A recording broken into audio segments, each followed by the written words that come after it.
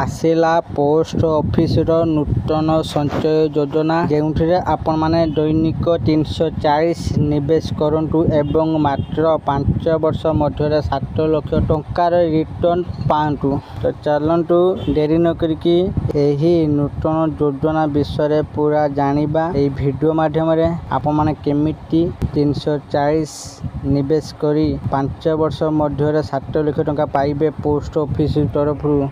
चलतु जानिबा तेणु वीडियो को आरंभ करने पूर्व आपण समस्त को अनुरोध करुँच आम चैनल को सब्सक्राइब करूँ। चलतु डेरी न करके वीडियो को आरंभ करवा। डाकघर देशर लोकों आवश्यकता एवं सुविधा को दृष्टि रखी अनेक प्रकार संचय योजना चलाए।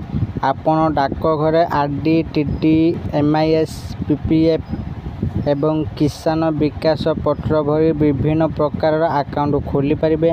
आज आम मासिक आय योजना एमआईएस विषय आलोचना करूँ। एमआईएस एक संचय योजना जोठारे आपण एककालीन परिमाणर निवेश करती एवं तापर आपन को प्रति मासर सुध मिली थाए। यही आर्टिकल आम एक स्वतंत्र पोस्ट ऑफिस योजना शेयर करूँ जोठारे आपण दैनिक 340 निवेश करें एवं मात्र 5 वर्ष मध्य 7 लाख टंकार रिटर्न पाइपर। संपूर्ण विवरणी जानतु एवं यही योजना किपरि काम करे बुझंतु। पोस्ट ऑफिस आरडी योजना मात्र 100 संचय आरंभ करंतु। Post office recurring deposit RD योजना हेउची सरकार द्वारा परिचालित एक क्षुद्र संचय योजना। यह प्रति मासर अल्प परिमाणर संचय करी लोकों को एक भल पांठी गठन करिबारे सहायता करे। आपण प्रति मासरे मात्र 100 टंका देही एही अकाउंट खोली पारिबे। यह भल सुधार सहित एक सुरक्षित विकल्प। जदि आपण एही योजना रे प्रति मासरे 10,000 जमा करती तेबे आपण 5 वर्ष 7,13,669 टंका पाइबे।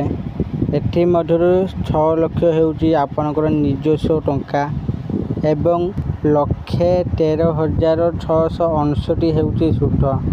जदि आपण 5 वर्ष पूर्व टंकार आवश्यकता अछि तेबे चिंता करंतु नहीं।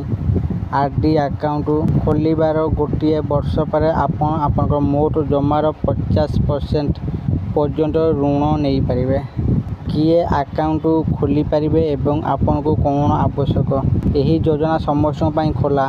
वेतन भोगी व्यक्ति दुकानी छात्र एवं महिला यही अकाउंट 5 वर्ष पई चली थाए एवं आपन एहा को आउ 5 वर्ष पई वृद्धि करि पारिबे।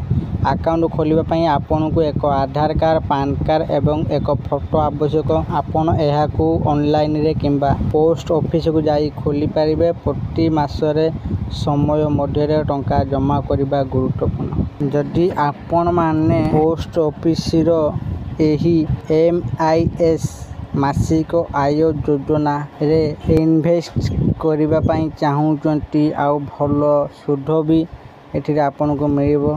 आउ जदि आपण एथिरे एक भल सुध पाइबा पई चाहूचंती आउ आपन टंका को सेव करबा पई चाहूचंती तो आपण माने एही पोस्ट ऑफिस रो नूतन योजना रे आपण अकाउंट खोली दियंतु। आपण ऑनलाइन रे खोलंतु नहीं। आपण निज पाख पोस्ट ऑफिस को जाई कि सेठी खोलंतु सबुठ भल हबो। आउ आपण माने अकाउंट खोली कि इन्वेस्टमेंट करि दियंतु।